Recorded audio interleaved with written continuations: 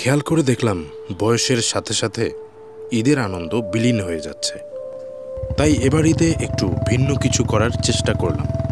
অতটা স্পেশাল কিছু না, তবে সারা বছর শহরে থাকার পর গ্রামে এসে এতটুকুই আমার কাছে অনেক অনেক আনন্দের।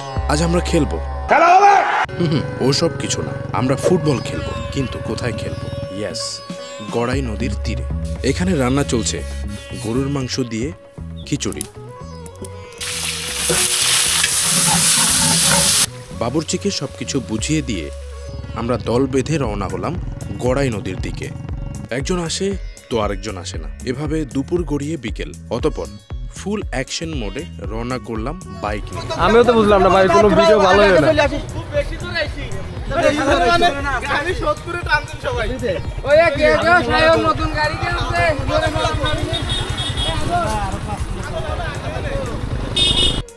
এখানে অনেকেই আছে, সবার নাম বলা সম্ভব না। তবে বলে রাখি, আজকের এই আনন্দ ভ্রমণে ভাই, বন্ধু, ছোট ভাই সহ সকলেই কিন্তু যুক্ত আছে। এতগুলো বাইক একসাথে দেখে রাস্তায় মোটামুটি মানুষ ভেবে নিয়েছিল যে আমরা কোনো না কোনো হ্যাডমওয়ালা রাজনৈতিক দলের পাতি নেতা।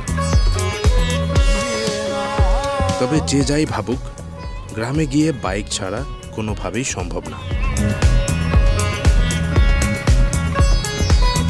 গড়াই নদীর কোল ঘেঁষে চলতে চলতে অবশেষে কাঙ্ক্ষিত জায়গায় এলাম। এখন খেলা হবে।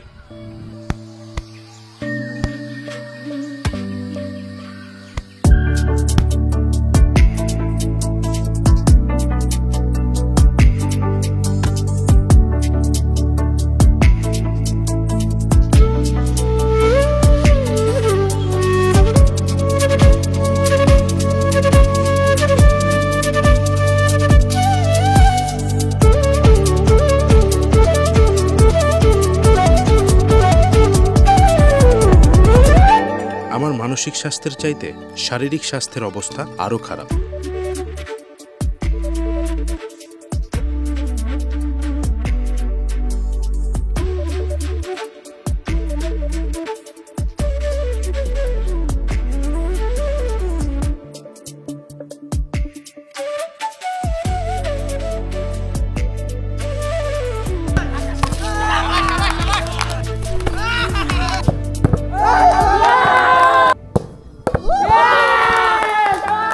যাই হোক, খেলা শেষ, এখন নদীতে ঝাঁপ দেবার পালা।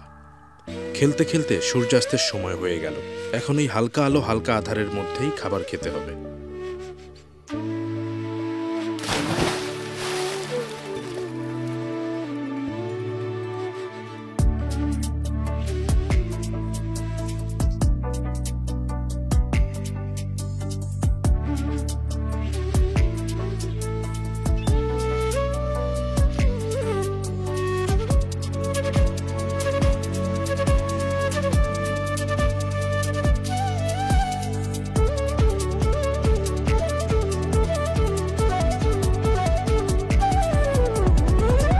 ঈদে বন্ধুদের সাথে এমন একটি ভালো সময় কাটিয়ে আমার কাছে আসলেই খুব ভালো লেগেছে।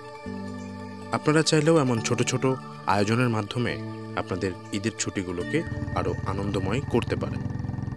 সবাই ভালো থাকবেন। খোদা হাফেজ।